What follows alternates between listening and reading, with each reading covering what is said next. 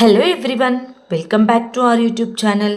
Last పార్ట్లో శకుని ధృతరాష్ట్ర మహారాజుతో నాకు ఆజ్ఞ ఇవ్వండి అని చెప్పి హస్తినాపురి రాజ్యసభ నుంచి బయలుదేరబోతూ ఉంటాడు. ఆ తర్వాత ఏం జరిగిందో ఇప్పుడు తెలుసుకుందాం.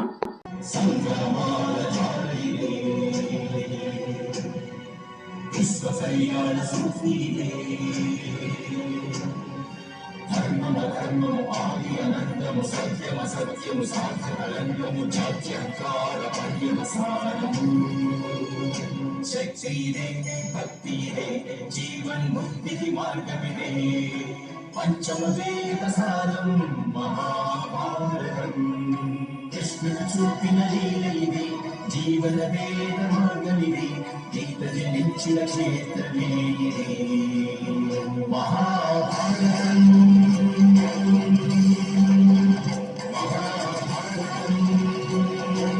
వెళ్ళిపోతున్న శకుణ్ణి ధృతరాష్ట్ర మహారాజు, ఆగు శకుని, నీవన్నట్లుగా దుర్యోధనుడికి సరైన సమయంలో సరైన సలహా ఇవ్వడానికి మాకు నువ్వు కావాలి.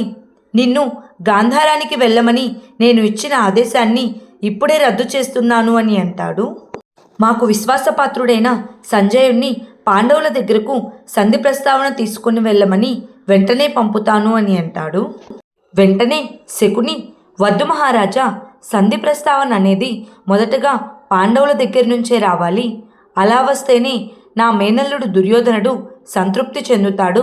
అంతేకాకుండా హస్తినాపురి సింహాసనానికి గౌరవం దక్కుతుంది. నా ప్రతిపాదనకు మహితాత్ముల భీష్ముల వారికి అభ్యంతరం ఏమీ లేదు కదా అని అడుగుతాడు. అప్పుడు భీష్ముడు, నాకెటువంటి అభ్యంతరమూ లేదు. సంధి ప్రస్తావన ఎవరి దగ్గర నుంచి వచ్చినా నాకు ఆనందంగానే ఉంటుంది గాంధార రాజా అని అంటాడు. వెంటనే శకుని, మరీ మంచిది. అయితే పాండవుల చిన్నతండ్రి మహామంత్రి విదురుడు సంజయ మహాశయునితో కలిసి పాండవుల దగ్గరికి వెళ్తే ఇంకా మంచిగా ఉంటుంది. చిన్నతండ్రి పాండవులకు ప్రేమతో నచ్చచెప్తాడు. ఇక సంజయ మహాశయుడు రాజనీతి బోధిస్తాడు. ఆ తరువాత పాండవుల ప్రతిపాదన తీసుకుని యాదవ శ్రేష్ఠుడు శ్రీకృష్ణుణ్ణి హస్తినాపురికి రమ్మని సూచన ఇచ్చి వస్తారు అని అంటాడు. ఆ తరువాత విరాట నగరంలో విదూషకుడు దుందుమాలి విరాట మహారాజుకి పాండవులకు నమస్కారం చేసి, రేపు ఉదయం అర్జున కుమారుడు రాకుమారుడు అభిమన్యుడి వివాహం రాకుమారి ఉత్తరతో జరగబోతుంది. ఆనందోత్సాహాలతో, మంగళ వాయిద్యాలతో, విందు వినోదాలతో, ఇక దానధర్మాలకు అడ్డే ఉండదు. ఈ వివాహ మహోత్సవాన్ని ఒక ఉత్తమ చరిత్ర గల కథాగానంతో మొదలు పెడితే ఎలా ఉంటుంది? ఈ వివాహ మహోత్సవానికి ఒక ఉత్తమ చరిత్ర గల కథాగానాన్ని చేయమని నన్ను ఆజ్ఞాపించారు. ఏ చరిత్రతో కథాగానం చేయాలి చెప్పండి అని ప్రజలను అడుగుతూ ఉంటాడు. వెంటనే ప్రజలందరూ ఒక్కొక్కటి చెప్తూ ఉండగా విదూషక దుందుమాలి, శాంతించని ప్రజలారా, సమ్రాట్ యుధిష్ఠిర, మీరు చెప్పండి అని అడుగుతాడు. వెంటనే యుధిష్ఠిరుడు, నేను కాదు విదూషక దుందుమాలి, ఈరోజు యాదవ శ్రేష్ఠుడు వాసుదేవుడు విరాట నగరానికి వచ్చాడు అని. వాసుదేవ, చెప్పండి, మీరు ఎవరి కథను వింటారు అని అడుగుతాడు. అప్పుడు వాసుదేవుడు, నేను కాదు, ఈ నిర్ణయం సఖి తీసుకుంటుంది. చెప్పు సఖి, ఎవరి కథ వింటే నీ మనసు శాంతంగా ఉంటుంది అని అడుగుతాడు. వెంటనే ద్రౌపది, నా మనసు శాంతంగానే ఉంది గోవిందా అని అంటుంది. అప్పుడు వాసుదేవుడు, లేదు, మనసు స్థిరంగానే ఉంది, కానీ హృదయం శాంతంగా లేదు అని అంటాడు. వెంటనే సుభద్ర, అన్నయ్య, నేను చెప్పచ్చా అని. దుందుమాలి మహాశయ, ఇప్పుడు నేను వినాలనుకుంటున్న కదా నేను బాల్యం నుంచి వింటున్నదే, కానీ దాని గొప్పతనం ఈరోజు వరకు నాకు తెలియలేదు. నా కొడుకు అభిమన్యుడికి, అలాగే నా అక్క కొడుకులకు కూడా అని అంటుంది. సుభద్ర మాటలు విని దుందుమాలి నవ్వుతూ, ప్రజలారా, అలాంటి కథ నా దగ్గర ఒకటి ఉంది. ఒక మహానుభావుని కథ. ఆయన దగ్గరున్న వాళ్లకు ఈరోజు కూడా ఆయన దివ్యత్వాన్ని, మహత్యాన్ని అర్థం చేసుకోలేరు. కానీ నాలాంటి వ్యక్తి, ఒక సామాన్య వ్యక్తి ఆయన దగ్గర నుంచి చూడడమే కాకుండా ఆయన్ని అర్థం చేసుకున్నాడు. ఆయన మహిమలను ఎంత కీర్తించినా తక్కువే అని అంటాడు. దుందుమాలి మాటలకు అక్కడున్న వారంతా నవ్వుతూ ఉంటారు. నిజానికి సమస్త ఆర్యావర్తనం అతనికి రుణపడి ఉంటుంది. ఈ సమాజంలోని అన్ని దుఃఖాలను అతను హరించివేశాడు. చూడ్డానికి అతను ఒక భోగి, కానీ అతను ఒక యోగి. చూడ్డానికి అతను ఒక రాజు, కానీ అతను ఒక సన్యాసి. దుష్టుల పాలిట యోధుడు, శిష్టులకు కరుణామయుడు. అతడు ఒక జ్ఞాని. వినండి అటువంటి మహానుభావుని కథ. ఇది కథ కాదు, నందనందుడు గోపబాలుడు శ్యామసుందరుని కథ అని వాసుదేవుని కథను మొదలు పెడతాడు. మధురని పాలించే ఉగ్రసేనుణ్ణి బందీగా చేసి దుష్టుడైన అతని కొడుకు కంసుడు రాజయ్యాడు.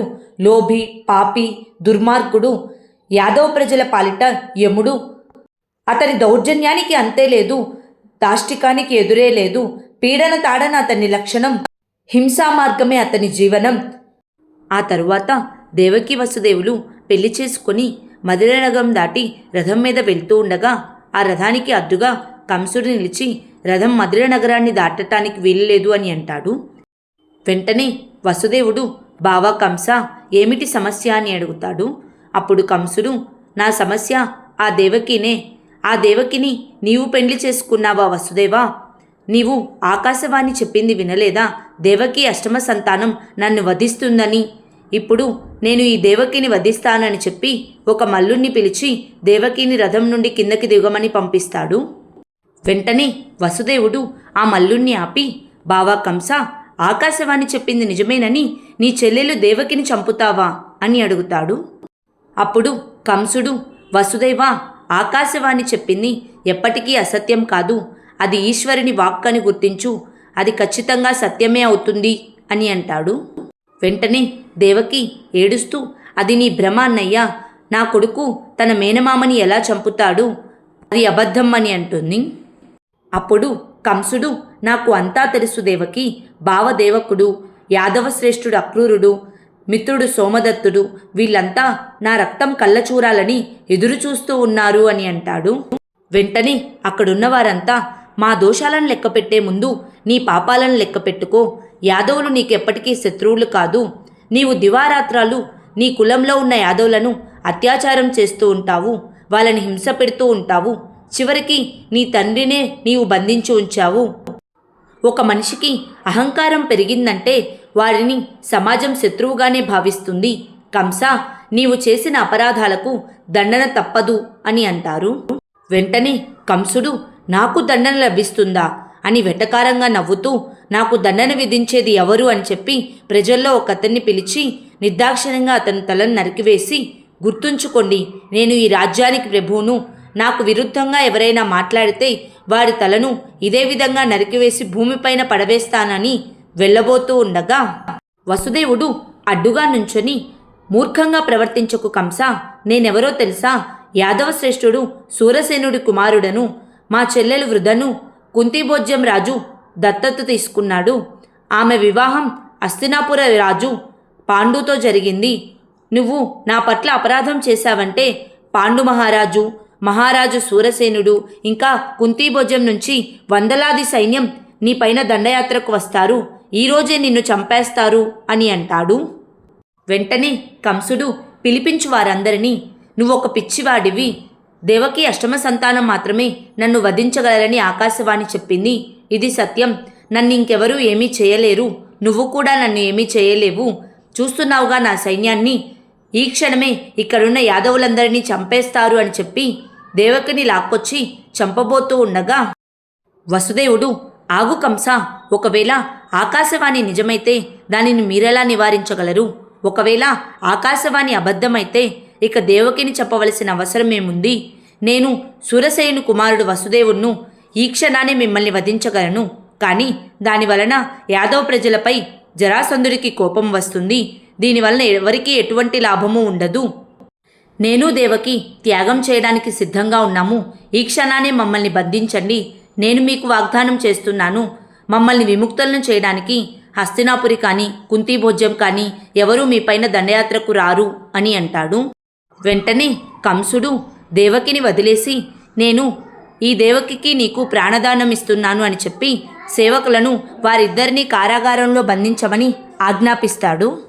కారాగారంలో కొన్ని రోజులు గడిచిన తర్వాత దేవకి ఒక బిడ్డకు జన్మనిస్తుంది. బిడ్డ ఏడుపు విని కంసమహారాజు వెంటనే కారాగారంలోకి వెళ్ళి, వీడేనా నీకు పుట్టిన కొడుకు? వీడిని బలివ్వవలసిన సమయం వచ్చింది దేవకి అని అంటాడు. ఆ తరువాత ఏం జరిగిందో నెక్స్ట్ పార్ట్లో తెలుసుకుందాం.